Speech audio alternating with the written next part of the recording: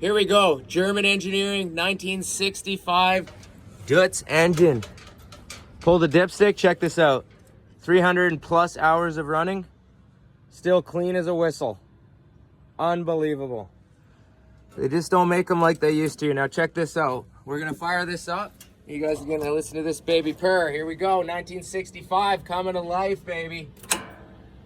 3, 2, 1, hit it!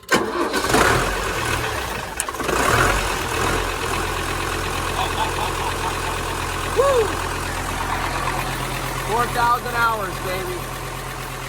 Nice engine.